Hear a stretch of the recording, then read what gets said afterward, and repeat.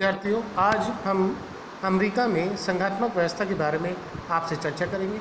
अमेरिकी व्यवस्था में, अमेरिकी संविधान में ऐसे कौन कौन से संघात्मक तत्व हैं, उनके बारे में आज हम आपसे चर्चा करेंगे।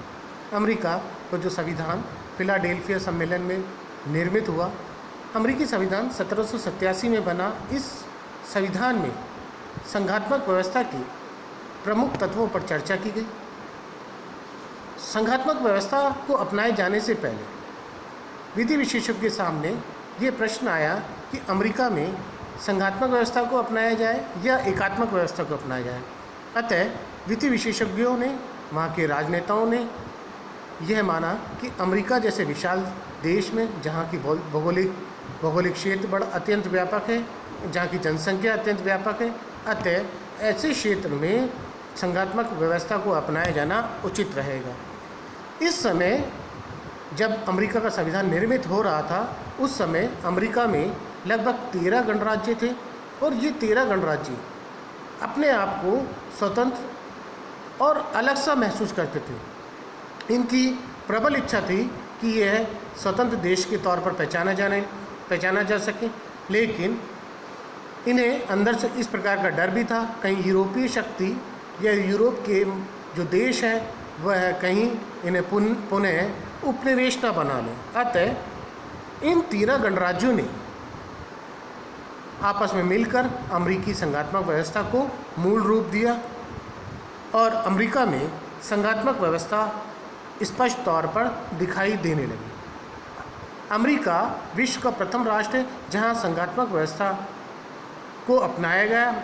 इसके बाद विश्व के अन्य देशों ने अमेरिका से प्रेरणा लेकर अपने संविधान में संघात्मक व्यवस्था को अपनाया। अब हम अमेरिका के संविधान में उन सभी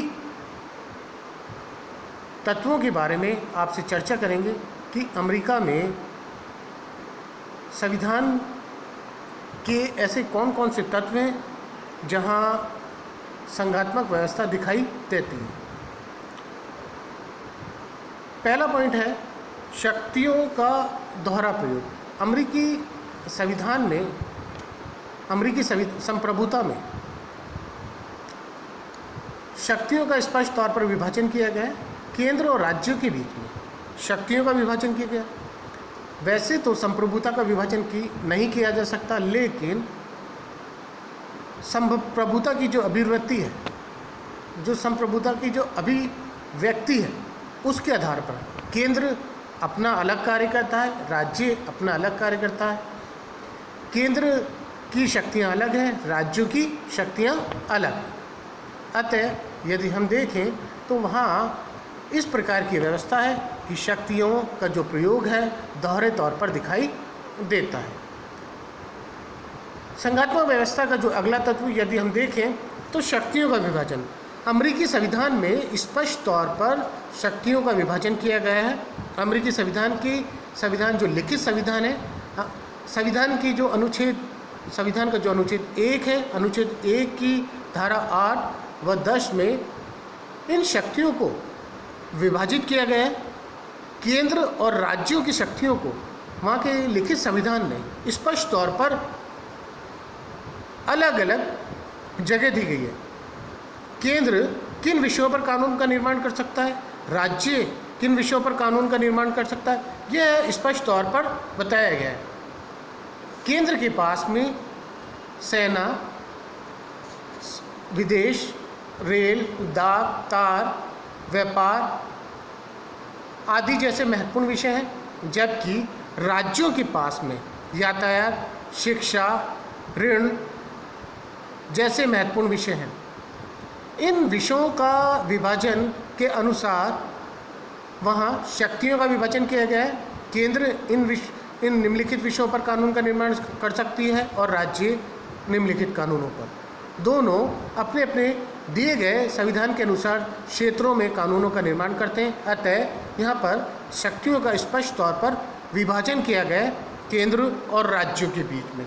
इसके अलावा दोनों संविधान ने यह भी स्पष्ट किया है कि केंद्र और राज्य किन विषयों पर कानून निर्माण नहीं कर सकते। केंद्र भी ऐसे कानून है केंद्र भी ऐसे क्षेत्र हैं जिन पर कानून का निर्माण नहीं कर सकती और राज्य भी, यानी उनकी शक्तियों को सीमित किया गया है, निषेध किया गया है, पाबंद किया गया है।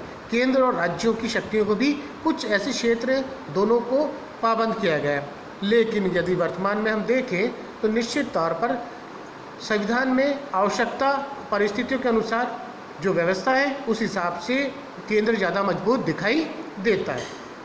अगला पॉइंट है संविधान की सर्वोच्चता। अमेरिकी संविधान जो लिखित संविधान है, लिखित संविधान में संविधान को सर्वोच्च माना है। यहाँ संविधान को आधार मानते हुए संविधान को सर्वोच्चता का दर्जा देते हुए प्रत्येक कार्य निर्धारित होता है। अमेरिकी संविधान के सम्मुख छोटी इकाई से लेकर राष्ट्रपति तक सभी संविधान के सम्मुख सीमित हैं, यानी संविधान को जो दर्जा है वो उच्च दर्जा दिया गया है। संविधान के आगे सब नतमस्तक हैं, संविधान को उच्च माना गया है, संविधान को सर्वोच्च माना गया है। संविधान के अनुसार ही सारे कार्य संपादित होते हैं। अतः अमेरिका में संविधान की सर्वोच्चता के सिद्धांत को माना गया है और यह संघात्मक व्यवस्था का प्रमुख लक्षण है। अगला है न्यायपालिका की सर्वोच्चता। अमेरिकी संविधान में न्यायपालिका को सर्वोच्च माना गया है। न्यायपालिका संविधान की रक्षक भी है, संविधान की व्याख्या करने वाले भी न्यायपालिका है। अतः केंद्र और राज्य इस प्रकार का कोई भी कानून का निर्माण नहीं कर सकते हैं जिससे कि संविधान की सर्वोच्चता को नुकसान हो, संविधान के विपरीत कार्य हो। यहाँ न्यायपालिका सर्वोच्च है, स्वतंत्र है, निष्पक्ष है। यदि कहीं पे भी किसी भी प्रकार कहीं पे भी कोई भी इकाई, चाहे केंद्र हो चाहे राज्य हो, संविधान के विपरीत कोई कार्य करती है, कोई कानूनों का निर्माण करती है, तो निश्चित तौर पर न्यायपालिका ऐसे कानूनों को अवैध घोषित कर सकती है। अगला जो तत्व संघात्मक तौर पर दिखाई देता है वह दोहरी नागरिकता। अमेरिकी संविधान में एक ये प्रमुख विशेषता है कि वहाँ नागरिकों को दोहरी नागरिकता दी गई है। संघात्मक व्यवस्था की प्रमुख विशेषता यह रहती है कि वहाँ के जो नागरिक हैं वहाँ पर दोहरी नागरिकता उन्हें दी जाए। अतः अमेरिका में भी संघात्मक व्यवस्था की जो तत्व हैं उनको अपनाते हुए यहाँ के नागरिकों को दोहरी नागरिकता दी गई है। यदि हम देखें तो अमेरिका में संघात्मक व्यवस्था के तौर पर पहले जो नागरिकता मिलती है वो देश की, दूसरा उस राज्य की जहाँ का वो निवासी है। अतः दो प्रकार की नागरिकता उन्हें मिलती है, दोहरी नागरिकता उनको प्राप्त होती है। अगला जो संघात्मक व्यवस्था का जो तत्व है संघीय व्यवस्था में द्वितीय सदन। संघीय व्यवस्था में द्वितीय सदन में राज्यों को भी, राज्य की जो इकाई है उनको भी समान अधिकार प्राप्त है। अमेरिका में द्विसदनात्मक व्यवस्थापिका है। द्विसदनात्मक व्यवस्थापिका के तौर पर यदि हम देखें तो एक तो प्रतिनिधि सदन, दूसरा सीनेट है। प्रतिनिधि सदन प्रत्येक राज्यों में जनसंख्या के आधार पर प्रतिनिधित्व करते हैं, लेकिन यदि हम सीनेट को देखें जो द्वितीय सदन के तौर पर देखा जाता है वहाँ सभी राज्यों को समान रूप से वह अधिकार प्राप्त है जो संघात्मक व्यवस्था के तौर पर, संघात्मक विशेषता के तौर पर देखे जाते हैं। अतः अमेरिका के जो चाहे छोटा राज्य हो चाहे बड़ा राज्य हो, प्रत्येक राज्य से सीनेट में 2 सदस्य निर्वाचित होकर जाते हैं और वह राज्य का प्रतिनिधित्व करते हैं। अतः संघात्मक व्यवस्था के तौर पर यदि हम देखें तो राज्य यदि छोटा हो या बड़ा राज्य हो, सभी राज्यों से वह अपने राज्यों का व्यवस्थापिका में प्रतिनिधित्व करते हैं। यानी राज्य की जो इकाई है चाहे छोटी हो या बड़ी हो, वहाँ वो व्यवस्थापिका में अपने राज्य का प्रतिनिधित्व करते हैं। अगला है राज्य की प्रादेशिक अखंडता। राज्य की जो प्रादेशिक अखंडता है वह भी केंद्र अपनी इच्छानुसार उस प्रादेशिक अखंडता को विभाजित नहीं कर सकता है।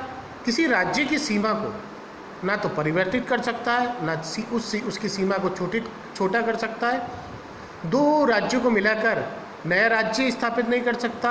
ऐसे ये जो कार्य हैं अमेरिका के संविधान में ये स्पष्ट तौर पर कहा गया है। यदि केंद्र इस प्रकार के राज्यों की सीमा में कोई परिवर्तित करता है, नए राज्य की घोषणा करता है या कोई 2 राज्यों को मिलाकर नए राज्य की स्थापना करता है तो उनको राज्य की इकाइयों को भी उसमें शामिल किया जाए, उसकी राज्य की इच्छा शक्ति को भी शामिल किया जाए, राज्य से भी उसकी स्वीकृति प्राप्त हो, इस प्रकार की व्यवस्था की गई है। इसके अलावा यदि हम देखें तो अमेरिकी संविधान में यदि कोई संशोधन होता है तो संशोधन में भी राज्यों को वो अधिकार प्राप्त है जो संघात्मक व्यवस्था की विशेषताओं को प्रदर्शित करता है। यदि अमेरिका में किसी भी प्रकार का कोई संशोधन होता है तो निश्चित तौर पर यदि संशोधन केंद्र के द्वारा लाया जाता है तो उसकी जो पुष्टि है वो राज्य की इकाई करता है, यानी राज्यों को भी संविधान संशोधन में शामिल किया गया है।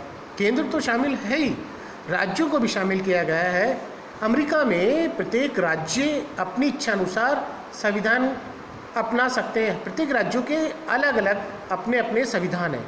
संविधान में ये कहा गया है कि प्रत्येक राज्य अपनी इच्छा अनुसार अपने संविधान का निर्माण कर सकते हैं, यानी राज्यों के भी अपने अपने संविधान हैं। लेकिन ये संविधान जो राज्यों ने अपने अपने अलग अलग बनाए हैं वह केंद्र के विपरीत ना हो, गणराज्य व्यवस्था के विपरीत ना हो, इस प्रकार की व्यवस्था भी की गई है। जहाँ तक हम देखें कि अमेरिका में जो संघात्मक व्यवस्था को अपनाया गया है, इस संघात्मक व्यवस्था से न केवल अमेरिकी समाज ने, अमेरिकी व्यवस्था ने अपने आप को विकसित किया है, बल्कि आज विश्व व्यवस्था में अपने आप को एक मजबूत श्रेणी के तौर पर देखा जाने लगा है। आज अमेरिका विश्व की एक मजबूत शक्ति के तौर पर देखी जाने लगी है। अमेरिकी यदि व्यवस्था हम देखें तो निश्चित तौर पर जो संघात्मक व्यवस्था अपनाई गई है वो एक सफल तौर पर जानी जाती है और सफल तौर पर कार्य कर रही है।